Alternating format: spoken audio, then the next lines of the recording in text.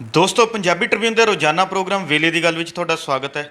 ਮੈਂ ਆਤਿਸ਼ ਗੁਪਤਾ ਤੁਹਾਡੇ ਸਾਹਮਣੇ ਹਾਜ਼ਰ ਹਾਂ ਤੇ ਅੱਜ 5 ਅਗਸਤ ਦਾ ਦਿਨ ਹੈ ਜਿਸ ਨੂੰ ਕਿ ਕਦੇ ਵੀ ਭੁਲਾਇਆ ਨਹੀਂ ਜਾ ਸਕਦਾ। ਅੱਜ ਭਾਰਤੀ ਹਾਕੀ ਟੀਮ ਨੇ ਓਲੰਪਿਕ ਦੇ ਵਿੱਚ 41 ਸਾਲਾਂ ਬਾਅਦ ਕਾਂਸੀ ਦਾ ਤਗਮਾ ਜਿਹੜਾ ਹੈਗਾ ਦੇਸ਼ ਦੇ ਨਾਂ ਕੀਤਾ ਹੈ। ਅਸੀਂ ਪਹਿਲਾਂ ਤਾਂ ਪੰਜਾਬੀ ਟ੍ਰਿਬਿਊਨ ਵੱਲੋਂ ਭਾਰਤੀ ਹਾਕੀ ਟੀਮ ਨੂੰ ਵਧਾਈ ਦਿੰਦੇ ਹਾਂ ਕਿ ਜਿਨ੍ਹਾਂ ਨੇ 41 ਸਾਲਾਂ ਬਾਅਦ ਜਿਹੜਾ ਹੈਗਾ ਦੇਸ਼ ਦੇ ਵਿੱਚ ਮੁੜ ਹਾਕੀ ਦੇ ਵਿੱਚ ਜਿਹੜਾ ਹੈਗਾ ਕਾਂਸੀ ਤਗਮਾ ਦੇਸ਼ ਦੇ ਵਿੱਚ ਲਿਆਂਦਾ ਹੈ। ਇਸ ਦੇ ਨਾਲ ਹੀ 5 ਅਗਸਤ ਨੂੰ ਜਿਹੜਾ ਹੈਗਾ ਹੋਰ ਵੀ ਅਜਿਹੀਆਂ ਕਈ ਗੱਲਾਂ ਜਿਹੜੀਆਂ ਹੈਗੀਆਂ ਵਾਪਰੀਆਂ ਨੇ ਜਿਨ੍ਹਾਂ ਨੂੰ ਕਦੇ ਵੀ ਭੁਲਾਇਆ ਨਹੀਂ ਜਾ ਸਕਦਾ। ਇਹਨਾਂ ਬਾਰੇ ਗੱਲਬਾਤ ਕਰਨ ਲਈ ਵਿਸ਼ੇਸ਼ ਤੌਰ 'ਤੇ ਹਾਜ਼ਰ ਨੇ ਉੱਘੇ ਪੱਤਰਕਾਰ ਸ਼੍ਰੀ ਹਮੀਰ ਸਿੰਘ ਜੀ। ਹਮੀਰ ਜੀ ਤੁਹਾਡਾ ਬਹੁਤ ਬਹੁਤ ਸਵਾਗਤ ਹੈ ਜੀ। ਜੀ ਸ਼ੁਕਰੀਆ ਆਤਿਸ਼। ਹਮੀਰ ਜੀ, ਜਿਵੇਂ ਕਿ ਅੱਜ ਸਾਡੀ ਭਾਰਤੀ ਹਾਕੀ ਟੀਮ ਨੇ ਜਿਹੜਾ ਹੈਗਾ ਓਲੰਪਿਕ ਦੇ ਵਿੱਚ ਕਾਂਸੀ ਤਗਮਾ ਜਿੱਤਿਆ, ਉਸੇ ਦੇ ਨਾਲ ਹੀ ਜੇਕਰ ਪਿੱਛੇ ਅਸੀਂ ਝਾਕੀ ਮਾਰੀਏ ਤਾਂ ਪਿਛਲੇ ਸਾਲ 5 ਅਗਸਤ 2020 ਨੂੰ ਰਾਮ ਮੰਦਿਰ ਦਾ ਨੀਂਹ ਪੱਥਰ ਰੱਖਿਆ ਗਿਆ ਸੀਗਾ ਅਤੇ 5 ਅਗਸਤ 2019 ਨੂੰ ਕੇਂਦਰ ਸਰਕਾਰ ਨੇ ਜੰਮੂ ਕਸ਼ਮੀਰ ਵਿੱਚੋਂ ਜਿਹੜੀ ਸੀ ਧਾਰਾ 370 ਖਤਮ ਕਰ ਦਿੱਤੀ ਸੀ। ਉਸ ਨੂੰ ਲੈ ਕੇ ਜਿਹੜਾ ਹੈਗਾ ਕੇਂਦਰ ਸਰਕਾਰ ਅੱਜ ਥਾਂ ਥਾਂ 'ਤੇ ਜਿਹੜੇ ਜਸ਼ਨ ਵੀ ਮਨਾ ਰਹੀ ਹੈ।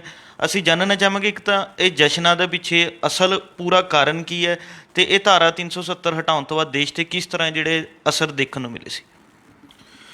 ਅਸਲ ਦੇ ਵਿੱਚ ਇਹ ਬੜੇ ਲੰਮੇ ਸਮੇਂ ਦੀ ਇੱਕ ਵਿਚਾਰਧਾਰਕ ਅਪਰੋਚ ਸੀਗੀ ਜਿਹੜੀ ਬੀਜੇਪੀ ਦੀ। 3 ਬੁਨਿਆਦੀ ਮੁੱਦੇ ਜਿਹੜੇ ਬੀਜੇਪੀ ਲਗਾਤਾਰ ਉਠਾਉਂਦੀ ਰਹੀ ਹੈ, ਜਿਹਦੇ ਕਰਕੇ ਦੂਜੇ ਧਿਰਾਂ ਨਾਲ ਉਹਦੀ ਨਾਮ ਨਹੀਂ ਬਣਦੀ ਸੀ। ਉਹ 3 ਮੁੱਦੇ ਸੀ। ਇੱਕ ਧਾਰਾ 370 ਖਤਮ ਕਰਨਾ, ਦੂਜਾ ਮੁੱਦਾ ਸੀ ਰਾਮ ਮੰਦਿਰ ਦਾ, ਤੀਜਾ ਮੁੱਦਾ ਸੀ ਸਾਂਝਾ ਜਿਹੜਾ ਕੋਡ ਕਾਮਨ ਸਿਵਲ ਕੋਡ ਜਿਹੜਾ ਬਣਾਉਣਾ। ਇਹ 3 ਮੁੱਦੇ ਸੀ ਔਰ ਤਿੰਨਾਂ ਮੁੱਦਿਆਂ ਨੂੰ ਪਹਿਲੇ 2014 ਦੀ ਜਿਹੜੀ ਸਰਕਾਰ ਵੇਲੇ ਤਾਂ ਨਹੀਂ ਬਹੁਤਾ ਛੇੜਿਆ ਗਿਆ, ਪਰ ਜਦ ਦੂਜੀ ਵਾਰੀ ਸਰਕਾਰ ਬਣ ਗਈ ਤਾਂ ਤਿੰਨਾਂ 'ਤੇ ਕੰਮ ਹੋਇਆ। ਪਹਿਲਾਂ ਤਾਂ 5 ਅਗਸਤ ਨੂੰ ਇੱਕ ਸੇਮ ਡੇ ਮਤਲਬ ਆਉਂਦਿਆਂ ਹੀ, ਜਿਵੇਂ ਆਪਾਂ ਕਹਿ ਸਕਦੇ ਹਾਂ 2019 ਦੀਆਂ ਚੋਣਾਂ ਤੋਂ ਬਾਅਦ ਜਿਹੜਾ ਪਾਰਲੀਮੈਂਟ ਦਾ ਸੈਸ਼ਨ ਆਇਆ ਅਤੇ ਜੰਮੂ ਕਸ਼ਮੀਰ ਦੀ 370 ਧਾਰਾ ਅਤੇ 35A ਉਹਦੇ ਖਤਮ ਕਰਕੇ ਅਤੇ ਜੰਮੂ ਕਸ਼ਮੀਰ ਨੂੰ 2 ਕੇਂਦਰ ਸ਼ਾਸਤ ਪ੍ਰਦੇਸ਼ਾਂ 'ਚ ਵੰਡਿਆ। ਦੂਜਾ ਇੱਕ ਅੱਧਾ ਅਧੂਰਾ ਕਾਮਨ ਸਿਵਲ ਕੋਡ ਤਾਂ ਨਹੀਂ ਬਣਿਆ, ਪਰ ਉਹਦੇ 'ਚ ਜਿਹੜਾ 3 ਤਲਾਕ ਵਾਲਾ ਇੱਕ ਕਾਨੂੰਨ ਲਿਆ ਕੇ ਕੋਸ਼ਿਸ਼ ਕੀਤੀ ਕਿ ਉਸ ਪਾਸੇ ਗੱਲ ਤੋਰੀ ਜਾਏ। ਤੀਜਾ ਅਦਾਲਤੀ ਰਸਤੇ ਜਾਂਦੇ ਹੋਏ ਤਾਂ ਰਾਮ ਮੰਦਿਰ ਦਾ ਰਾਹ ਪੱਧਰਾ ਕੀਤਾ, ਪਰ ਉਹਨਾਂ ਨੇ ਡੇਟ ਆਪਣੇ ਢੰਗ ਨਾਲ ਹੀ, ਹਾਲਾਂਕਿ ਕਰੋਨਾ ਚੱਲ ਰਿਹਾ ਸੀ ਬੜਾ ਉਹ ਸੀ, ਅਤੇ ਉਹਨੂੰ 5 ਅਗਸਤ ਨਾਲ ਹੀ ਜੋੜਿਆ, ਜੰਮੂ ਕਸ਼ਮੀਰ ਵਾਲੀ ਨਾਲ ਹੀ ਜੋੜਿਆ ਕਿਉਂਕਿ ਬੀਜੇਪੀ ਉਹਨੂੰ ਆਪਣੇ ਸ਼ਾਸਨ ਕਾਲ ਦੇ ਵਿੱਚ ਕਿਸੇ ਇੱਕ ਦਿਨ ਨੂੰ ਉਹਦੇ ਪੈਰਲਲ ਉੱਡਾ ਹੀ ਵੱਡਾ ਰੱਖਣਾ ਚਾਹੁੰਦੀ ਹੈ ਵਿਚਾਰਧਾਰਕ ਤੌਰ 'ਤੇ। ਜਿਵੇਂ 15 ਅਗਸਤ ਦੀ ਆਜ਼ਾਦੀ ਦਾ ਸਵਾਲ ਹੈ, ਉਵੇਂ ਉਸੇ ਅਗਸਤ ਦੇ ਮਹੀਨੇ ਵਿੱਚ ਉਦੋਂ ਥੋੜ੍ਹਾ ਪਹਿਲਾਂ 10 ਦਿਨ ਪਹਿਲਾਂ 5 ਅਗਸਤ ਨੂੰ ਇਹ ਫੈਸਲਾ ਕੀਤਾ ਗਿਆ। ਹੁਣ ਸਵਾਲ ਇਹ ਨੇ ਕਿ ਇਹਨੇ ਦੇਸ਼ ਦੀ ਰਾਜਨੀਤੀ ਨੂੰ ਕਿਹੋ ਜਿਹੀ ਰੰਗਤ ਦਿੱਤੀ। ਪਹਿਲਾਂ ਆਪਾਂ ਦੇਖ ਸਕਦੇ ਹਾਂ ਮੰਦਿਰ ਦੇ ਮੁੱਦੇ 'ਤੇ ਜਦੋਂ ਬਾਬਰੀ ਮਸਜਿਦ ਦਾ ਪਹਿਲਾਂ ਜਿੰਦਾ ਖੋਲ੍ਹਿਆ, ਫਿਰ ਉਸ ਤੋਂ ਬਾਅਦ ਹਾਲਾਂਕਿ ਉਦੋਂ ਕਾਂਗਰਸ ਸਰਕਾਰ ਸੀ, ਫਿਰ ਉਸੇ ਦੌਰਾਨ ਲਾਲ ਕ੍ਰਿਸ਼ਨ ਅਡਵਾਨੀ ਉਹਨਾਂ ਦੀ ਅਗਵਾਈ ਦੇ ਵਿੱਚ ਜਿਨ੍ਹਾਂ ਨੇ ਅਸਲ 'ਚ ਬੀਜੇਪੀ ਖੜੀ ਹੋਈ ਹੈ ਜਿਹਦੇ ਨਾਲ, ਉਹ ਅਡਵਾਨੀ ਵਾਜਪਾਈ ਦੀ ਜੋੜੀ ਉਦੋਂ ਤੋਂ ਬਾਅਦ ਚੱਲਦੀ ਸੀ। ਉਹਨਾਂ ਨੇ ਇੱਕ ਰੱਥ ਯਾਤਰਾ ਸ਼ੁਰੂ ਕੀਤੀ ਸੀ ਰਾਮ ਮੰਦਿਰ ਬਣਾਉਣ ਦੇ ਵਾਸਤੇ, ਅਤੇ ਉਹ ਰੱਥ ਯਾਤਰਾ ਦੇ ਰਾਹੀਂ ਜਿਹੜਾ ਇੱਕ ਸੈਂਟੀਮੈਂਟ ਪੂਰੇ ਦੇਸ਼ ਦੇ ਵਿੱਚ ਬਣਿਆ ਕਿ ਹਾਂਜੀ ਰਾਮ ਮੰਦਿਰ ਬਣੂ। ਇੱਕ ਇਹੋ ਜਿਹਾ ਮੌਬ ਦਾ ਇੱਕ ਮਾਈਂਡ ਸੈੱਟ ਬਣਿਆ ਕਿ ਇਹ ਬਹੁਤ ਜ਼ਰੂਰੀ ਚੀਜ਼ ਹੈ ਔਰ ਬਣਨਾ ਚਾਹੀਦਾ। ਉਹਦੇ ਨਾਲ ਹਿੰਦੂਤਵ ਦੀ ਸਿਆਸਤ ਜਿਹੜੀ ਉਹ ਸੈਂਟਰ ਸਟੇਜ ਦੇ ਵਿੱਚ ਆ ਗਈ ਉਸ ਮਾਮਲੇ ਦੇ ਵਿੱਚ। ਉਹ ਅਚੀਵ ਕਰਨ ਦੀ ਗੱਲ ਹੈ ਅਤੇ ਔਰ ਉਹਨੇ ਇੱਕ ਵਿਚਾਰਧਾਰਕ ਤੌਰ 'ਤੇ ਇਸ ਹੱਦ ਤੱਕ ਇੱਕ ਮੁਹਾਵਰਾ ਖੜਾ ਕਰਤਾ ਕਿ ਜਿਹੜੀਆਂ ਵਿਰੋਧੀ ਸੋ ਕਾਲਡ ਸੈਕੂਲਰ ਪਾਰਟੀਆਂ ਵੀ ਹੁੰਦੀਆਂ ਸੀ ਧਰਮ ਨਿਰਪੱਖ, ਜਿਵੇਂ ਕਾਂਗਰਸ ਹੈ, ਕਾਂਗਰਸ ਤੋਂ ਵੀ ਉਹ ਸਟੈਂਡ ਨਹੀਂ ਲਿਆ ਜਾ ਰਿਹਾ ਕਿਉਂਕਿ ਕਾਂਗਰਸ ਨਰਮ ਹਿੰਦੂਤਵ ਵਾਲੀ ਗੱਲ ਕਰਦੀ ਸੀ। ਜਦੋਂ ਸਾਹਮਣੇ ਆ ਗਿਆ ਪੂਰਾ ਤਾਂ ਉਦੋਂ ਬਾਅਦ ਉਹ ਡਿੱਕ ਡੋਲੇ ਖਾਣ ਲੱਗੀ। ਨਾ ਮੰਦਿਰ 'ਤੇ ਕੁਛ ਬੋਲ ਸਕਦੀ ਹੈ, ਨਾ ਕਸ਼ਮੀਰ ਦੀ ਧਾਰਾ 370 'ਤੇ ਕੋਈ ਗੱਲ ਕਰ ਸਕਦੀ ਹੈ, ਨਾ ਕਿਸੇ ਈਵਨ 3 ਤਲਾਕ ਵਾਲੀ 'ਤੇ ਕੋਈ ਉਹੋ ਜਿਹਾ ਕੌਨਫੀਡੈਂਸ ਵਾਲਾ ਜਿਹੜਾ ਲੈ ਸਕਦੀ ਹੈ। ਜਦੋਂ ਵੀ ਚੋਣਾਂ ਆਉਂਦੀਆਂ ਨੇ ਤਾਂ ਰਾਹੁਲ ਗਾਂਧੀ ਵੀ ਮਤਲਬ ਜਨੇਊ ਪਾ ਕੇ ਮੰਦਿਰ ਜਾਣ ਲੱਗ ਜਾਂਦੇ ਰਹੇ ਨੇ, ਅਤੇ ਬਾਕੀ ਵੀ ਇਹਨੇ ਇੱਕ ਵਿਚਾਰਧਾਰਕ ਜਿੱਤ ਜਿਹੜੀ ਹਿੰਦੂਤਵ ਦੀ ਕੀਤੀ ਅਸਲ 'ਚ ਉਦੋਂ ਲਿਆ ਕੇ। ਅਤੇ ਇਹਦਾ ਅਗਲਾ ਪੜਾਅ ਫਿਰ ਆਉਂਦਾ ਜਿਹੜਾ ਬੜੇ ਵੱਡੇ ਪੱਧਰ ਦੇ ਉੱਤੇ 2 ਸਾਲ ਪਹਿਲਾਂ ਜੰਮੂ ਕਸ਼ਮੀਰ ਦੀ 370 ਧਾਰਾ। ਉਹਦੇ ਪਿੱਛੇ ਦਲੀਲ ਇਹ ਦਿੱਤੀ ਗਈ ਕਿ ਇੱਕ ਦੇਸ਼ 'ਚ 2 ਕਾਨੂੰਨ ਨਹੀਂ ਹੋਣੇ ਚਾਹੀਦੇ ਕਿਉਂਕਿ ਉਹ ਜੇ ਭਾਰਤ ਦਾ ਅੰਗ ਹੈ ਤਾਂ ਇੱਕੋ ਕਾਨੂੰਨ ਬਣਨਾ ਚਾਹੀਦਾ। ਦੂਜਾ ਇਹ ਦਲੀਲ ਦਿੱਤੀ ਗਈ ਕਿ ਉੱਥੇ ਅੱਤਵਾਦ ਖਤਮੇ ਤਾਂ ਹੋਊਗਾ ਕਿਉਂਕਿ ਜੇ 370 ਖਤਮ ਹੁੰਦੀ ਹੈ। ਤੀਜੀ ਦਲੀਲ ਇਹ ਦਿੱਤੀ ਗਈ ਕਿ ਉੱਥੇ ਦਾ ਵਿਕਾਸ ਤਾਂ ਹੋਊਗਾ ਜੇਕਰ 370 ਖਤਮ ਹੁੰਦੀ ਹੈ। ਉਹ ਸਾਰੀਆਂ ਦਲੀਲਾਂ ਦੇ ਤਹਿਤ ਇਹ ਗੱਲ ਕੀਤੀ ਗਈ। ਹਾਲਾਂਕਿ ਇਸ ਗੱਲ ਨੂੰ ਪਹਿਲੇ ਦਿਨ ਤੋਂ ਹੀ ਇਸ ਰੂਪ ਦੇ ਵਿੱਚ ਗੈਰ ਸੰਵਿਧਾਨਕ ਕਿਹਾ ਜਾ ਰਿਹਾ ਕਿ ਜੰਮੂ ਕਸ਼ਮੀਰ ਦੀ ਜਿਹੜੀ 370 ਧਾਰਾ ਹੈ ਉਹ ਸੰਵਿਧਾਨ 'ਚ ਦਰਜ ਹੈ। ਦੂਜੀ ਗੱਲ, ਉਸ ਸਮੇਂ ਦੀ ਗੌਰਮੈਂਟ ਤੇ ਜੰਮੂ ਕਸ਼ਮੀਰ ਦੇ ਜਿਹੜੇ ਉਸ ਸਮੇਂ ਦੇ ਪ੍ਰੀਮੀਅਰ, ਜਦੋਂ ਉਹਨੂੰ ਪ੍ਰਧਾਨ ਮੰਤਰੀ ਕਹਿੰਦੇ ਸੀ ਉਸ ਸਮੇਂ ਤੱਕ, ਉਹਨਾਂ ਦੇ ਵਿੱਚ ਉਦੋਂ ਵੀ ਪਹਿਲਾਂ ਜਿਹੜਾ ਉੱਥੋਂ ਦੇ ਰਾਜੇ ਦੇ ਨਾਲ ਹੋਇਆ ਸਮਝੌਤਾ ਹੈ। ਤੇ ਇਸ ਕਰਕੇ ਉਹ ਸੰਵਿਧਾਨਕ ਹੈ ਚੀਜ਼, ਕੋਈ ਐਂ ਗੈਰ ਕਾਨੂੰਨੀ ਚੀਜ਼ ਨਹੀਂ ਹੈ ਜਿਸ ਲੈਵਲ ਤੇ ਕੀਤਾ ਜਾ ਰਿਹਾ ਹੈ। ਤੇ ਪਰ ਜਿਸ ਤਰੀਕੇ ਨਾਲ ਜੇ ਉਹਦੇ 'ਚ ਕਿਸੇ ਵੀ ਸਟੇਟ ਦੀ, ਸਾਡੇ ਦੇਸ਼ ਦਾ ਸੰਵਿਧਾਨ ਇਹ ਕਹਿੰਦਾ ਕਿਸੇ ਸਟੇਟ ਦੀਆਂ ਹੱਦਾਂ ਬਦਲਣੀਆਂ ਹੋਣ, ਇੱਕ ਸਟੇਟ 'ਚੋਂ ਦੋ ਬਣਾਉਣੀਆਂ ਹੋਣ, ਜਾਂ ਕੋਈ ਵੀ ਤਰੀਕਾ ਕਰਨਾ ਹੋਵੇ, ਤਾਂ ਸੰਬੰਧਿਤ ਸੂਬੇ ਦੀ ਵਿਧਾਨ ਸਭਾ ਨੂੰ ਕੰਸਲਟ ਕਰਨਾ ਤੇ ਉਹਦੀ ਰਾਏ ਲੈਣਾ ਜ਼ਰੂਰੀ ਹੁੰਦਾ। ਉਹ ਵੀ ਮਤਾ ਪਾਸ ਕਰਦੀ ਹੈ ਜੀ।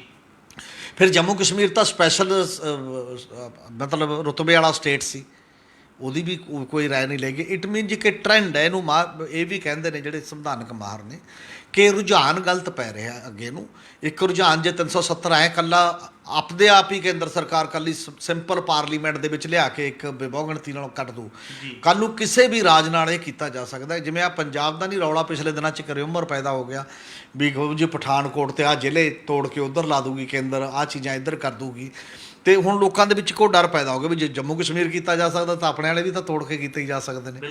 ਉਹ ਸਾਰੇ ਜਿਹੜੇ ਡਰ ਤੇ ਮਾਹੌਲ ਉਸ ਲੈਵਲ ਦਾ ਪੈਦਾ ਹੋ ਗਿਆ। ਤੇ ਅੱਜ ਸਰਕਾਰ ਨੇ ਇਹਨੂੰ ਮਤਲਬ ਜਸ਼ਨ ਦੇ ਤੌਰ ਤੇ ਮਨਾਉਣ ਦਾ ਇੱਕ ਤਰੀਕਾ, ਔਰ ਗੋਦੀ ਮੀਡੀਆ ਦਾ ਇੱਕ ਬੜਾ ਵੱਡਾ ਤਰੀਕਾ, ਉੱਥੇ ਪੱਤਰਕਾਰ ਗਏ ਹੋਏ ਨੇ, ਉੱਥੋਂ ਕਹਿ ਰਹੇ ਦੇਖੋ ਕਿਹੋ ਜਿਹੀ ਹਾਲਤ ਨਾਰਮਲ ਨੇ, ਹਾਲਾਤ ਬਿਲਕੁਲ ਚੰਗੇ ਹੋ ਗਏ ਨੇ, ਵਿਰੋਧ ਖਤਮ ਹੋ ਗਿਆ ਹੈ, ਉਹ ਪ੍ਰਚਾਰ ਹੋ ਰਿਹਾ ਇੱਕ ਤਾਂ ਉਸ ਸਾਰੇ ਮਾਮਲੇ 'ਚੋਂ।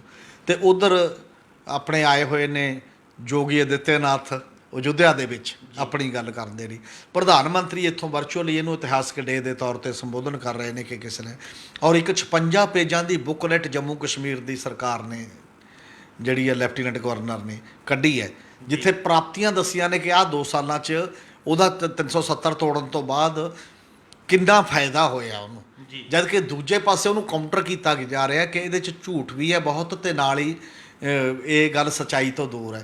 ਜੇ ਤਾਂ ਇੱਕ ਚੱਜ ਨਾਲ ਉਹਨਾਂ ਦਾ ਇੱਕ ਨੇ ਕਿਹਾ ਜਿਹੜਾ ਨੈਸ਼ਨਲ ਕਾਨਫਰੰਸ ਦਾ ਇੱਕ ਸਪੋਕਸ ਪਰਸਨ ਹੈ, ਉਹ ਕਹਿੰਦਾ ਜੇ ਤਾਂ ਵਾਈਟ ਪੇਪਰ ਲੈ ਕੇ ਆ ਜਾਂਦੇ ਤੁਸੀਂ ਤੇ ਵਾਈਟ ਪੇਪਰ ਨਾਲ ਘੱਟੋ ਘੱਟ ਕੋਈ ਗੱਲ ਬਣਦੀ, ਜਿਹਦੇ ਨਾਲ ਕੋਈ ਗੱਲ ਹੁੰਦੀ ਵੀ ਤੁਸੀਂ 2 ਸਾਲਾਂ 'ਚ ਕੀ ਕੀਤਾ, ਫਿਰ ਤਾਂ ਕੋਈ ਗੱਲ ਬਣਦੀ ਸੀ।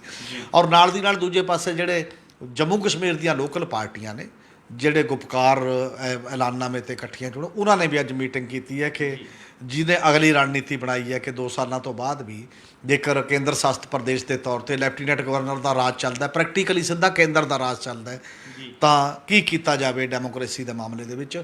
ਇਹ 1-2 ਸਾਲਾਂ ਬਾਅਦ ਮੇਰਾ ਖਿਆਲ ਹੈ ਇੱਕ ਵਿਚਾਰਨ ਵਾਲਾ ਇਸ਼ੂ ਹੈਗਾ ਗੰਭੀਰਤਾ ਨਾਲ, ਕਿ ਉਹਦੇ ਫਾਇਦਿਆਂ ਵਾਲੇ ਫਾਇਦੇ ਗਿਣਾ ਰਹੇ ਨੇ, ਦੂਜੇ ਗਿਣਾ ਰਹੇ ਨੇ। ਇਹਦੇ ਵੱਖ-ਵੱਖ ਪਹਿਲੂਆਂ ਤੇ ਵਿਸਥਾਰਤ ਚਰਚਾ ਹੋਣੀ ਚਾਹੀਦੀ ਹੈ ਜੀ।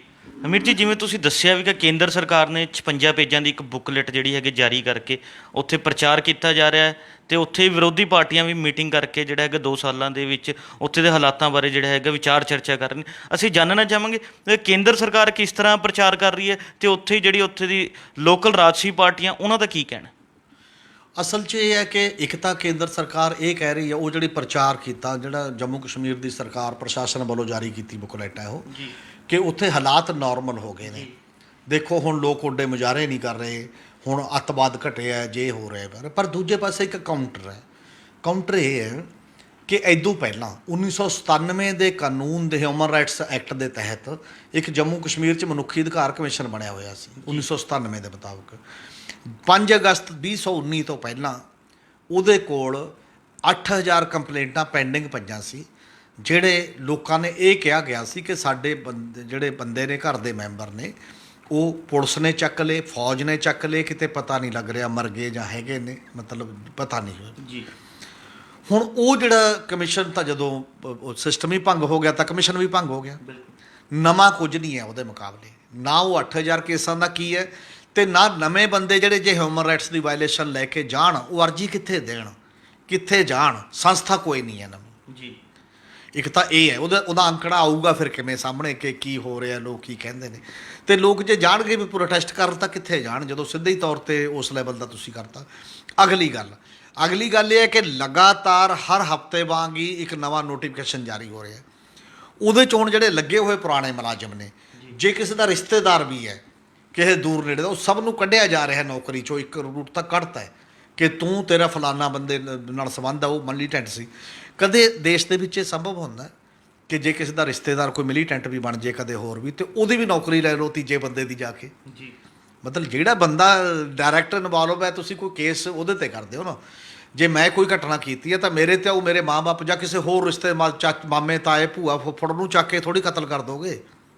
ਜੀ ਇਹ ਇੱਕ ਤਰੀਕਾ ਜੰਮੂ ਕਸ਼ਮੀਰ ਦੇ ਵਿੱਚ ਮਨੁੱਖੀ ਅਧਿਕਾਰਾਂ ਦੇ ਸਵਾਲ ਦੇ ਉੱਤੇ ਇਸ ਲੈਵਲ ਦਾ ਹੋ ਰਿਹਾ ਹੈ, ਤੇ ਉਹਨਾਂ ਦੀ ਕਸ਼ਮੀਰੀਆਂ ਦੀ ਤਾਂ ਆਵਾਜ਼ ਹੀ ਉਸ ਪੱਧਰ ਦੇ ਉੱਤੇ ਅਜੇ ਤੱਕ ਸਾਹਮਣੇ ਨਹੀਂ ਆਈ। ਜੀ ਤੇ ਉਹ ਅਦਾਲਤ 'ਚ ਵੀ ਗਏ ਹੋਏ ਨੇ, ਔਰ ਬੜੀਆਂ ਜ਼ਿਆਦਾ ਹੈਬਿਸ ਕਾਰਪਸ ਵੀ ਪਈਆਂ ਹੋਈਆਂ ਨੇ ਜਿੱਥੇ ਜਾਨ ਮਾਲ ਦੇ ਖਤਰੇ ਦੀ ਗੱਲ ਕੀਤੀ ਜਾਂਦੀ ਹੈ।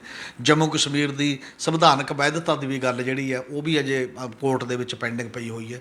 ਤੇ ਇਸ ਤੋਂ ਬਾਅਦ ਅਗਲਾ ਉਹ ਕਹਿ ਰਹੇ ਨੇ ਅਸੀਂ ਰੁਜ਼ਗਾਰ ਦੇ ਵਸੀਲੇ ਬਹੁਤ ਪੈਦਾ ਕਰਤੇ। ਹੁਣ 2019 ਤੋਂ ਬਾਅਦ 1.5 ਸਾਲ ਤੱਕ ਕੋਵਿਡ 'ਚ ਲੰਘ ਗਿਆ, ਦੇਸ਼ ਦਾ ਭੱਠਾ ਬੈਠਿਆ ਪਿਆ ਸਾਰੇ ਦਾ। ਰੁਜ਼ਗਾਰ ਕਿੱਥੇ ਹੈ ਸਾਰੇ ਦੇਸ਼ 'ਚ? ਜਿਹੜਾ 2 ਕਰੋੜ ਨੌਕਰੀਆਂ ਨਰਿੰਦਰ ਮੋਦੀ ਦੀ ਸਰਕਾਰ ਕਹਿੰਦੀ ਸੀ ਵੀ ਅਸੀਂ ਹਰ ਸਾਲ ਪੈਦਾ ਕਰਾਂਗੇ, ਕੀ ਦੇਸ਼ 'ਚ ਨੌਕਰੀਆਂ ਪੈਦਾ ਹੋ ਰਹੀਆਂ ਨੇ? ਇਹ ਹਾਲਤ ਤਾਂ ਜੰਮੂ ਕਸ਼ਮੀਰ 'ਚ ਵੀ ਹੋਏਗਾ, ਸਾਰੇ ਦੇਸ਼ 'ਚ ਇੱਕੋ ਜਿਹਾ ਹੋਏਗਾ ਨਾ। ਜੇ ਤਾਂ ਐਂ ਤਾਂ ਨਹੀਂ ਹੁਣ ਤੁਹਾਡਾ ਹੋ ਸਕਦਾ ਵੀ ਜੰਮੂ ਕਸ਼ਮੀਰ 'ਚ ਤਾਂ ਨੌਕਰੀਆਂ ਬਹੁਤ ਪੈਦਾ ਹੋ ਗਈਆਂ, ਉੱਥੇ ਨਵੀਆਂ ਕਿੰਨੀਆਂ ਇੰਡਸਟਰੀ ਲੱਗ ਗਈ, ਨਵਾਂ ਕੀ ਹੋ ਗਿਆ ਉੱਥੇ ਇਹੋ ਜਿਹਾ ਜਿਹਦੇ ਨਾਲ ਜਾ ਕੇ ਇਹ ਹੋ ਰਿਹਾ। ਤੇ ਅਗਲਾ ਕਹਿੰਦੇ ਹੋ ਵੀ ਉੱਥੇ ਟੂਰਿਸਟ ਬਹੁਤ ਚਲੇ ਗਏ ਜੀ, ਟੂਰਿਸਟ ਜਾ ਰਹੇ ਨੇ ਵੱਡੇ ਪੱਧਰ ਤੇ। ਤੁਸੀਂ ਹੱਥ ਜੋੜੀ ਜਾਂਦੇ ਹੋ ਸਿਮਲੇ ਵਾਲੇ ਟੂਰਿਸਟਾਂ ਨੂੰ ਵੀ ਕਹਿੰਦੇ ਹੋ ਨਾ ਜਾਓ ਕਿਉਂਕਿ ਕੋਵਿਡ। ਗੌਰਮੈਂਟ ਦਾ ਜ਼ੋਰ ਲੱਗਿਆ ਪਿਆ। ਇਹਦਾ ਮਤਲਬ ਗੌਰਮੈਂਟ ਤੋਂ ਪਰਵਾਰੇ ਹੋ ਕੇ ਲੋਕ ਸ੍ਰੀਨਗਰ ਜਾਈ ਜਾਂਦੇ ਨੇ। ਇਹ ਕਿੱਥੇ ਜਾਈ ਜਾਂਦੇ ਨੇ? ਕੋਵਿਡ 'ਚ ਇਕੱਠੇ ਨੇ। ਤੇ ਤੁਹਾਡਾ ਇਹਦਾ ਮਤਲਬ ਤਾਂ ਤੁਸੀਂ ਬਹੁਤ ਖਰਾਬ ਕੰਮ ਕਰ ਰਹੇ ਹੋ, ਤੁਹਾਡਾ ਪ੍ਰਸ਼ਾਸਨ, ਕਿ ਲੋਕਾਂ ਨੂੰ ਇੰਨੇ ਜਾਣ ਦੇ ਰਿਹਾ, ਇੰਨੇ ਇਕੱਠੇ ਹੋਣਗੇ, ਕੋਵਿਡ ਦੇ ਕੇਸ ਹੀ ਕੇਸ ਆ ਜਾਣਗੇ। ਮਤਲਬ ਇਹ ਗੱਲਾਂ ਦਾ ਤਾਲਮੇਲ ਕੀ ਹੈ ਆਪਸ ਦੇ ਵਿੱਚ? ਬਿਨਾਂ ਡਾਟੇ ਤੋਂ, ਬਿਨਾਂ ਗੱਲ ਤੋਂ, ਬਿਨਾਂ ਕਿਸੇ ਸਟੱਡੀ ਤੋਂ, ਤੇ ਤੁਸੀਂ ਲਿਖਦੇ ਜਾਓਗੇ ਤੇ ਉਹ ਕਿਤੇ ਖੜੂਗੀ ਨਹੀਂ, ਕਿਤੇ ਗਰਾਊਂਡ 'ਤੇ ਚੀਜ਼ ਆਊਗੀ ਨਹੀਂ ਉਸ ਪੱਧਰ ਦੇ ਉੱਤੇ। ਬਾਕੀ ਤੁਸੀਂ ਤੇ ਉਹਦੇ 'ਚ ਇਹ ਕਿਹਾ ਗਿਆ ਕਿ ਅਸੀਂ ਨਵੇਂ ਕਾਲਜ ਨੇ ਜਿਹੜੇ ਉਹ 20 ਖੋਲ੍ਹਤੇ ਨੇ ਜੀ। ਕਿਸੇ ਨੂੰ ਇਹ ਤਾਂ ਦਿਖਾਈ ਨਹੀਂ ਦਿੰਦਾ ਕਦੇ ਭਰਤੀ ਹੋਈ ਹੋਵੇ ਉਹ 'ਚ ਕਾਲਜ 'ਚ ਕਿਸੇ ਨੇ ਪੜ੍ਹਾਉਣਾ ਵੀ ਹੈ, ਕਿਸੇ ਨੇ ਕੋਈ ਗੱਲ ਵੀ ਕੀਤੀ ਹੋਣੀ ਚਾਹੀਦੀ ਹੈ। ਮਤਲਬ ਉਹ ਤਰੀਕਾ ਕਿੱਥੇ ਹੈ ਜਿਹੜਾ ਉਸ ਪੱਧਰ ਦੇ ਉੱਤੇ ਜਾਣਾ ਹੈ? ਅਗਲੀ ਤੁਸੀਂ ਕਿਹਾ ਕਿ ਜੀ ਅਸੀਂ ਇੱਕ ਹੀ ਟਾਰਗੇਟ ਸੀ ਕਿ ਅਸੀਂ ਚੋਣਾਂ ਕਰਾਵਾਂਗੇ। ਡਿਸਟ੍ਰਿਕਟ ਡਿਵੈਲਪਮੈਂਟ ਕੌਂਸਲ ਦੀਆਂ ਚੋਣਾਂ ਹੋਈਆਂ ਜੀ, ਉੱਥੋਂ ਗਰਾਊਂਡ ਦੀ ਰਿਪੋਰਟ ਇਹ ਆ ਰਹੀ ਹੈ ਕਿ ਜਿਹੜੇ ਜ਼ਿਲ੍ਹਾ ਉਹਦੀਆਂ ਚੋਣਾਂ ਹੋਈਆਂ ਉਹ ਇਤਰਾਜ਼ ਕਰ ਰਹੇ ਨੇ, ਸਾਨੂੰ ਤਾਂ ਕੰਮ ਹੀ ਕੋਈ ਨਹੀਂ, ਨਾ ਕੰਮ ਕਰ ਦਿੱਤਾ ਜਾ ਰਿਹਾ। ਜਿਹੜਾ ਬੰਦਾ ਉਹਨਾਂ 'ਚੋਂ ਸਰਕਾਰ ਨਾਲ ਆ ਉਹ ਵੀ ਪਿੰਡ ਛੱਡ ਕੇ ਹੋਟਲਾਂ 'ਚ ਰਹਿਣ ਲੱਗ ਗਏ ਨੇੜੇ ਜਾ ਕੇ। ਲੋਕਾਂ ਨਾਲ ਰਾਬਤਾ ਬਿਲਕੁਲ ਖਤਮ ਹੈ। ਤੇ ਡੈਮੋਕ੍ਰੇਸੀ ਦੇ ਵਿੱਚ ਲੋਕਾਂ ਦਾ ਵਾਹ ਪੈਂਦਾ ਬਹੁਤ ਵੱਡੇ ਪੱਧਰ ਤੇ, ਲੋਕਲ ਪੰਚ ਸਰਪੰਚ ਜ਼ਿਲ੍ਹਾ ਬਲਾਕ ਸਾਰਿਆਂ ਨਾਲ ਆਲੇ ਦੁਆਲੇ। ਉੱਥੇ ਹੁਣ ਨਾ ਕੋਈ ਕਾਨੂੰਨ ਇਹ ਪਤਾ ਕਿ ਤੁਹਾਡੇ ਹੀ ਕਾਨੂੰਨ RTI 'ਚ ਜੇ ਲੋਕ ਪਾਉਂਦੇ ਨੇ, ਕੋਈ ਪਤਾ ਨਹੀਂ RTI ਕਾਨੂੰਨ ਕੌਣ ਫੋਲੋ ਕਰਦਾ, ਲਾਗੂ ਹੁੰਦਾ ਜਾਂ ਨਹੀਂ ਹੁੰਦਾ, ਕਿਤੇ ਇਨਫੋਰਮੇਸ਼ਨ ਨਹੀਂ ਦੇਊਗਾ ਕੌਣ ਇਨਫੋਰਮੇਸ਼ਨ। ਉਹ ਕਹਿੰਦੇ ਨੇ ਉਹ ਕਿਉਂਕਿ ਗਵਰਨਮੈਂਟ ਆਫ ਇੰਡੀਆ ਕੋਲ ਚਲਾ ਗਿਆ, ਉੱਥੇ ਪਾਰਲੀਮੈਂਟਰੀ ਅਫੇਅਰਜ਼ ਡਿਪਾਰਟਮੈਂਟ ਮਿਨਿਸਟਰੀ ਨੂੰ ਪਾ ਦਿਓ ਜੀ ਤੁਸੀਂ। ਜੀ ਕਿਹੜੀ ਨੂੰ ਪਾਉਣ ਜਾ ਕੇ? ਜੰਮੂ ਕਸ਼ਮੀਰ ਦੇ ਲੋਕ ਕੀ ਕਰਨ? ਇਹ ਸਾਰਿਆਂ ਦਾ ਲੋਕਾਂ ਨੇ ਕਾਫੀ ਨੇ ਟਰਾਈ ਕੀਤੀ ਵੀ ਜਿਹੜੀ ਗਵਰਨਮੈਂਟ ਕਿਤਾਬਚਾ ਕੱਢਦੇ ਆਪਾਂ, ਪਹਿਲਾਂ ਪ੍ਰੋਸੈਸ ਸ਼ੁਰੂ ਹੋਇਆ ਹੋਣਾ, ਉਹਨਾਂ ਨੇ RTI ਤਹਿਤ ਪਾਉਣ ਦੀ ਕੋਸ਼ਿਸ਼ ਕੀਤੀ ਵੀ ਕੀ ਹੋਇਆ ਕੀ ਨਹੀਂ ਹੋਇਆ, ਕੋਈ ਜਾਣਕਾਰੀ ਨਹੀਂ ਮਿਲ ਰਹੀ। ਤਾਂ ਦੇਸ਼ ਦਾ ਤਾਂ ਕੋਈ ਕਾਨੂੰਨ ਲਾਗੂ ਹੋਵੇ ਨਾ, ਉਹ ਕਾਨੂੰਨ ਕੋਈ ਲਾਗੂ ਨਹੀਂ, ਜਿਹਦੇ ਕਰਕੇ ਇਹ ਮੇਰੇ ਖਿਆਲ ਹੈ ਬਹੁਤ ਜ਼ਿਆਦਾ ਗੱਲ ਉਸ ਪੱਧਰ 'ਤੇ ਨਹੀਂ ਹੋਈ। ਬਾਕੀ ਜਿਹੜੇ ਮੁਕਾਬਲੇ ਨੇ ਔਰ ਕਿੰਨੀ ਜਗ੍ਹਾ ਅੱਜ ਵੀ ਕਿਤੇ ਅਟੈਕ ਹੋਇਆ ਸੋਪੋਰ ਦੇ ਵਿੱਚ ਜਾਂ ਬਾਕੀ ਜਗ੍ਹਾ ਹੋ ਰਹੇ ਨੇ, ਔਰ ਲੋਕ ਇਹ ਕਹਿ ਰਹੇ ਨੇ ਕਿ ਮੁੰਡੇ ਅਜੇ ਵੀ ਜਿਹੜੇ ਉਧਰ ਨੂੰ ਜਾ ਰਹੇ ਨੇ ਮਿਲੀਟੈਂਸੀ ਦੇ ਦੌਰ ਦੇ ਵਿੱਚ। ਔਰ ਉਹਨਾਂ ਨੇ ਕਸ਼ਮੀਰੀ ਲੀਡਰਾਂ ਨੇ 2-3 ਨੇ ਮੇਨ ਸਟ੍ਰੀਮ ਅਖਬਾਰ 'ਚ ਤਾਂ ਘੱਟ ਲਿਖਿਆ, ਇੰਡੀਅਨ ਐਕਸਪ੍ਰੈਸ 'ਚ CPM ਦੇ ਜੂਸਫ ਤਾਰਾਗਾਮੀ ਦਾ ਆਰਟੀਕਲ ਹੈ, ਔਰ ਵਾਇਰ ਦੇ ਉੱਤੇ ਇਹਨਾਂ ਦਾ ਨੈਸ਼ਨਲ ਕਾਨਫਰੰਸ ਵਾਲਿਆਂ ਦਾ, ਹੋਰ 2-3 ਥਾਵਾਂ 'ਤੇ ਸਕਰੋਲ 'ਤੇ ਵੀ ਕਿਸੇ ਹੋਰ ਐਕਟਿਵਿਸਟ ਦਾ, ਉਹ ਸਾਰੇ ਜਿੰਨੇ ਆਰਟੀਕਲ ਨੇ ਉਹ ਕਹਿੰਦੇ ਨੇ ਜਿੰਨੀ ਐਲੀਏਨੇਸ਼ਨ, ਜਿੰਨਾ ਅਲਗਾਵ, ਜਿੰਨਾ ਬੇਗਾਨਾਪਣ 2019 ਤੋਂ ਬਾਅਦ ਹੋਇਆ, ਇੰਨਾ ਹਿਸਟਰੀ 'ਚ ਕਦੇ ਨਹੀਂ ਹੋਇਆ ਦੇਸ਼ ਨਾਲ ਕਸ਼ਮੀਰੀ ਲੋਕਾਂ ਦਾ। ਇਸ ਗੱਲ ਲਈ ਇਸ ਗੱਲ ਨੂੰ ਥੋੜ੍ਹਾ ਜਿਹਾ ਸਮਝਣ ਦਾ ਕੁਐਸਚਨ ਹੈ। ਉਹਦੇ 'ਤੇ ਮੈਨੂੰ ਖੁਸ਼ੀ ਮਨਾਉਣ ਦਾ ਸਵਾਲ ਨਹੀਂ, ਲੋਕਾਂ ਨਾਲ ਰਾਬਤਾ ਤੁਹਾਡਾ ਕਿਵੇਂ ਹੈ, ਕੀ ਕਰਨਾ, ਕਿਵੇਂ ਬਹਾਲੀ ਕਰਨੀ ਹੈ, ਔਰ ਸਟੇਟਹੁੱਡ ਦੇ ਬਾਰੇ ਕਿ ਸਟੇਟਹੁੱਡ ਬਹਾਲ ਹੋਊਗਾ ਮੁੜ ਕੇ, ਉਹਦੇ ਬਾਰੇ ਤੁਸੀਂ ਕਹਿੰਦੇ ਹੋ ਜਦੋਂ ਸਮਾਂ ਆਏਗਾ ਜੀ। ਇਹਦਾ ਮਤਲਬ ਅਜੇ ਤੱਕ ਤੁਸੀਂ ਖੁਦ ਮੰਨਦੇ ਹੋ ਕਿ ਸਮਾਂ ਨਹੀਂ ਆਇਆ, ਤੁਸੀਂ ਇਹੋ ਜਿਹਾ ਸਮਾਂ ਨਹੀਂ ਲਿਆ ਸਕੇ ਕਿ ਉੱਥੇ ਹਾਲਾਤ ਠੀਕ ਨੇ, ਉੱਥੇ ਅਸੈਂਬਲੀ ਚੋਣਾਂ ਹੋ ਸਕਦੀਆਂ ਨੇ, ਤੁਸੀਂ ਇਹੋ ਜਿਹਾ ਸਮਾਂ ਨਹੀਂ ਲਿਆ ਸਕੇ ਕਿ ਡੈਮੋਕ੍ਰੇਸੀ ਬਹਾਲ ਹੋ ਸਕਦੀ ਹੈ। ਤਾਂ ਤੁਹਾਡਾ ਜਿਹੜੀ ਅਚੀਵਮੈਂਟ ਹੈ 2 ਸਾਲਾਂ 'ਚ ਉਸ ਪਾਸੇ ਵੱਲ ਨਹੀਂ ਗਈ। ਔਰ ਦੂਜੀ ਗੱਲ ਇਹ ਹੈ ਕਿ ਜੰਮੂ ਕਸ਼ਮੀਰ ਦਾ ਇੱਕ ਬਾਰੇ ਲੋਕਾਂ ਦੀ ਜਾਣਕਾਰੀ ਵੀ ਅਧੂਰੀ ਹੈ, ਤੁਸੀਂ ਦੱਸ ਨਹੀਂ ਰਹੇ। ਜੰਮੂ ਕਸ਼ਮੀਰ ਇੱਕ ਸਟੇਟ ਹੈ ਇਸ ਦੇਸ਼ ਦੇ ਵਿੱਚ ਜਿੱਥੇ ਇੱਕ ਵੀ ਪਰਿਵਾਰ ਇਹੋ ਜਿਹਾ ਨਹੀਂ ਜਿਹਦੇ ਕੋਲ ਘਰ ਪਾਉਣ ਨੂੰ ਵੀ ਲੈਂਡ ਨਾ ਹੋਵੇ, ਜ਼ਮੀਨ ਨਾ ਹੋਵੇ। ਉੱਥੇ ਲੈਂਡ ਦਾ ਜਿਹੜਾ ਇੱਕ ਮਤਲਬ ਸੁਧਾਰ ਨੇ, ਜ਼ਮੀਨੀ ਸੁਧਾਰ ਬਹੁਤ ਪਹਿਲਾਂ ਹੋਏ ਨੇ, ਜਦੋਂ 47 ਤੋਂ ਵੀ ਲੈ ਕੇ। ਔਰ ਉਹ ਜ਼ਮੀਨੀ ਸੁਧਾਰਾਂ ਦੇ ਨਾਲ ਕਰਕੇ ਹਰ ਪਰਿਵਾਰ ਕੋਲ ਚਾਹੇ ਘੱਟ ਹੈ ਚਾਹੇ ਵੱਧ ਹੈ ਕੁਝ ਜ਼ਮੀਨ ਹੈ ਜੀ। ਹੋਰ ਗੁਜਰਾਤ ਤੋਂ ਲੈ ਕੇ ਮਾਡਲਾਂ ਤੋਂ ਲੈ ਕੇ ਤੁਸੀਂ ਦੱਸ ਦਿਓ ਕਿਤੇ ਕੋਈ ਜ਼ਮੀਨ ਜਾਂ ਇਸ ਲੈਵਲ ਦੀ ਗੱਲ ਹੈ। ਔਰ ਮੈਂ ਕਿਸੇ ਨਾਲ ਗੱਲ ਕਰ ਰਿਹਾ ਸੀ ਕਿ ਮਨਰੇਗਾ, ਉਹ ਕਹਿੰਦੇ ਮਨਰੇਗਾ 'ਚ ਦਿਹਾੜੀ ਜਾਣ ਲਈ ਸਾਡੇ ਸ਼ਾਇਦ ਬੰਦੇ ਨਾ ਹੋਣ, ਹਾਂ ਜਿਹੜੇ ਆਪਦੇ ਖੇਤ 'ਚ ਕੰਮ ਕਰਨ ਵਾਲੇ 'ਚ ਬੰਦੇ ਅਵੇਲੇਬਲ ਹੋਣਗੇ ਉਸ ਲੈਵਲ ਦੇ। ਅਤੇ ਤੁਸੀਂ ਕਿਹਨੂੰ ਨੌਕਰੀਆਂ ਦੇਣ ਚੱਲੇ ਹੋ? ਜਿਹੜੇ ਬੰਦੇ ਨੌਕਰੀਆਂ ਨਹੀਂ ਲੈ ਰਹੇ, ਤੁਸੀਂ ਕਿਹਨੂੰ ਕੀ ਕਰਨ ਚੱਲੇ ਹੋ? ਆਪਣੇ ਵਰਗਾ ਬਣਾਉਣ ਚੱਲੇ ਹੋ ਜਾਂ ਉਹਨੂੰ ਉਹਦੇ ਵਰਗਾ ਰਹਿਣ ਦੇਣਾ ਚਾਹੁੰਦੇ ਹੋ? ਕਿਸ ਪੱਧਰ ਦਾ? ਇਹ ਕਾਫੀ ਵੱਡੇ ਸਵਾਲ ਨੇ। ਸਭ ਤੋਂ ਬੜਾ ਸਵਾਲ ਤਾਂ ਤਾਕਤਾਂ ਦੇ ਕੇਂਦਰੀਕਰਨ ਤੇ ਫੈਡਰਲਿਜ਼ਮ ਦਾ। ਲੋਕਾਂ ਦੀ ਰਾਏ ਤੋਂ ਬਿਨਾਂ, ਲੋਕਾਂ ਦੀ ਇੱਛਾ ਤੋਂ ਬਿਨਾਂ ਤੁਸੀਂ ਦੇਸ਼ ਕਿਸੇ ਦਾ ਢਾਂਚਾ ਬਦਲ ਦੇਣਾ, ਇਹ ਕਿੰਨਾ ਕੁ ਸਹੀ ਹੈ? ਇਹ ਸਾਰੇ ਲੋਕਾਂ ਦੇ ਇੱਕ ਚਰਚਾ ਦਾ ਮੁੱਦਾ ਹੋਣਾ ਚਾਹੀਦਾ ਜੀ। ਹਮੀਰ ਜੀ, ਧਾਰਾ 370 ਖਤਮ ਕਰੇ ਨੂੰ 2 ਸਾਲ ਹੋ ਗਏ ਨੇ, ਕੇਂਦਰ ਸਰਕਾਰ ਜਸ਼ਨ ਮਨਾ ਰਹੀ ਹੈ। ਅਸੀਂ ਜਾਣਨਾ ਚਾਹਾਂਗੇ ਜੋ ਹਾਲਾਤ ਜੰਮੂ ਕਸ਼ਮੀਰ ਦੇ ਬਣੇ ਹੋਏ ਨੇ, ਉਸ ਦੌਰਾਨ ਜਿਹੜਾ ਹੈਗਾ ਜਸ਼ਨ ਮਨਾਉਣ ਨੂੰ ਤੁਸੀਂ ਕਿੰਨਾ ਕੁ ਜਾਇਜ਼ ਜਿਹੜਾ ਹੈਗਾ ਸਮਝਦੇ ਹੋ? ਨਹੀਂ, ਮੈਨੂੰ ਲੱਗਦਾ ਕਿ ਇਹ ਸਗੋਂ ਜਿਹੜਾ ਜਸ਼ਨ ਦਾ ਇੱਕ ਤਰੀਕਾ ਹੁੰਦਾ ਹੈ ਜਾਂ ਉਹਨੂੰ ਹਿਸਟੋਰੀਕਲ ਕਹਿਣ ਦਾ ਤਰੀਕਾ ਹੁੰਦਾ, ਉਹ ਕਾਫੀ ਜ਼ਿਆਦਾ ਦੂਜੇ ਲੋਕਾਂ ਨੂੰ ਜਿਹੜੇ ਉਹਨਾਂ ਦੇ ਨਾਲ ਆਹਤ ਹੋਏ ਹੁੰਦੇ ਨੇ ਉਹਨਾਂ ਨੂੰ ਚਿੜਾਉਣ ਦਾ ਰਸਤਾ ਹੁੰਦਾ ਹੈ ਨਾ। ਤੁਸੀਂ ਕਹਿੰਦੇ ਵੀ ਸਾਡੇ ਕੋਲ ਤਾਕਤ ਹੈ, ਆਪਾਂ ਕਰ ਲਿਆ ਜੀ। ਔਰ ਬਹੁਤੀ ਵਾਰੀ ਉਹ ਵੀ ਉਹਨਾਂ ਦੀ ਫੀਲਿੰਗ ਵੀ ਇਹ ਹੈ, ਉਹਨਾਂ ਦੀ ਸਮਝ ਵੀ ਇਹ ਹੈ ਵੀ ਲੋਕ ਨਾ ਲਾਚਾਰ ਦੀ ਤਰ੍ਹਾਂ ਦਿਖਾਈ ਦਿੰਦੇ। ਇੱਕ ਲਾਚਾਰੀ ਹੁੰਦੀ ਹੈ ਕਿ ਉਹ ਕਿੱਥੇ ਜਾਣ ਇਨਸਾਫ ਵਾਸਤੇ, ਇਨਸਾਫ ਵਾਸਤੇ ਕਿਸੇ ਅਦਾਲਤ 'ਚ ਜਾਣ, ਇਨਸਾਫ ਵਾਸਤੇ ਕੋਈ ਕਮਿਸ਼ਨ ਹੋਵੇ, ਇਨਸਾਫ ਵਾਸਤੇ ਕੋਈ ਸਰਕਾਰੀ ਤੰਤਰ ਹੋਵੇ। ਜਦੋਂ ਉਹ ਨਾ ਬਚੇ, ਐਬਸੋਲਿਊਟ ਪਾਵਰ ਵਾਲੀ ਗੱਲ ਕਿਧਰੇ ਸਾਹਮਣੇ ਆ ਜੇ, ਤਾਂ ਫਿਰ ਉੱਥੇ ਦੀ ਸ਼ਾਂਤੀ ਨੂੰ ਸ਼ਾਂਤੀ ਨਾ ਨਹੀਂ ਕਿਹਾ ਜਾ ਸਕਦਾ। ਪੰਜਾਬੀ ਦਾ ਇੱਕ ਮੁਹਾਵਰਾ ਹੈ ਕਿ ਬਹੁਤੀ ਜਗ੍ਹਾ ਜਿਹੜੇ ਦਬਾਏ ਹੋਏ ਲੋਕਾਂ ਦੀ ਸ਼ਾਂਤੀ ਹੁੰਦੀ ਹੈ ਉਹ ਸ਼ਮਸ਼ਾਨ ਘਾਟਾਂ ਵਰਗੀ ਸ਼ਾਂਤੀ ਹੁੰਦੀ ਹੈ, ਉਹ ਜਿੰਦਾ ਸੁਸਾਇਟੀਆਂ ਦੀ ਨਿਸ਼ਾਨੀ ਨਹੀਂ ਹੁੰਦੀ।